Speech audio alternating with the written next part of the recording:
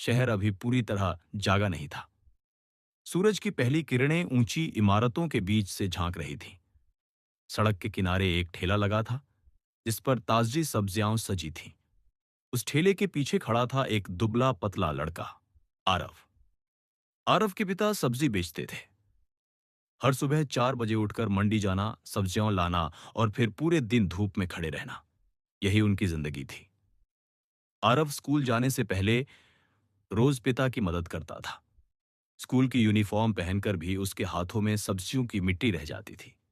यही वजह थी कि स्कूल में बच्चे उससे दूरी बनाकर रखते। ये तो सब्जी वाले का लड़का है, कमजोर है, इससे क्या ही उम्मीद करोगे। ऐसी बातें आरव रोज सुनता था। वो चुप रहता, न लड़ता, न जवाब देता। लोगों ने उसकी खामोशी को उसकी कमजोरी समझ लिया था।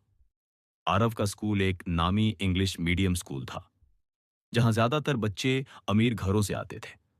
ब्रांडेड जूते, महंगे मोबाइल और बड़ी बड़ी बातें। आरव के पास सिर्फ एक पुराना बैग था और एक सपना, कुछ बड़ा करने का सपना। लेकिन जब भी वो किसी प्रतियोगिता में हिस्सा लेना चाहता, कोई ना कोई कह देता, तू रहने दे आरव, ये तेरे बस का नहीं। धीरे धीरे वो खुद भी सोचने लगा, शायद मैं सच में कमजोर हूं। एक दिन स्कूल में साइंस फेयर की घोषणा हुई। देश भर से चुनिंदा छात्रों को चुनकर एक नेशनल लेवल कंपटीशन में भेजा जाना था।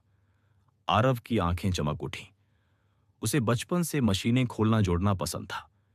पिता की पुरानी तराजू, खराब पंखा, टूटे खिलौने, वो सब ठीक कर देता था।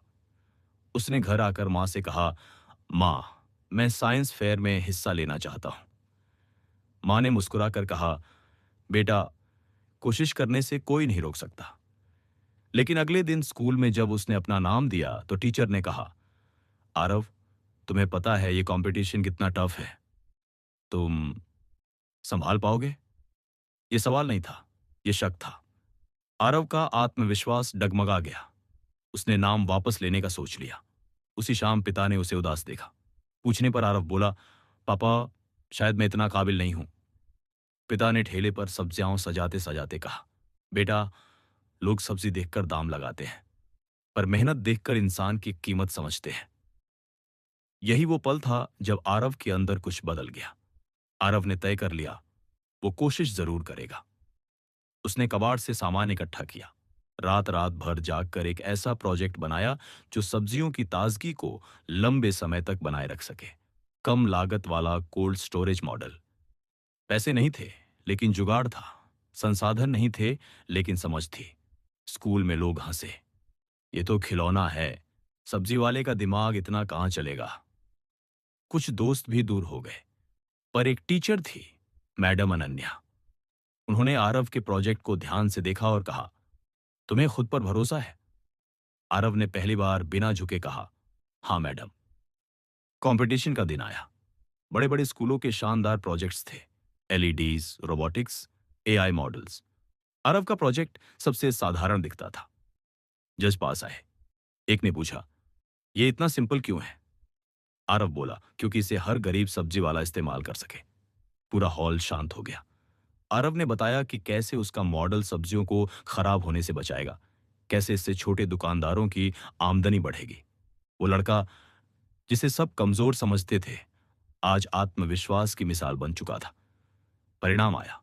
आरव का प्रोजेक्ट नेशनल लेवल के लिए चुना गया। स्कूल में तालियां बजीं। वही लोग जो उसे नजरअंदाज करते थे, आज उसका नाम ले रहे थे। पिता की आंखों में आंसू थे, मां की मुस्कान में सुकून। कुछ साल बाद आरव एक सोशल इनोवेटर बन चुका था। उसके बनाए सस्ते कोल्ड स्टोरेज सिस्टम हजारों छोटे दुकानदारों की मदद कर रहे थे। लेकिन आरव आज भी सुबह सुबह पिता के ठेले के पास खड़ा होता है। लोगों ने आरव को उसके कपड़ों से आंका, उसके हालात से आंका, उसकी चुप्पी से आंका। और यही उनकी सबसे बड़ी गलती थी, क्योंकि किताब का कवर देखकर कहानी का अंदाजा नहीं लगाया जा सकता।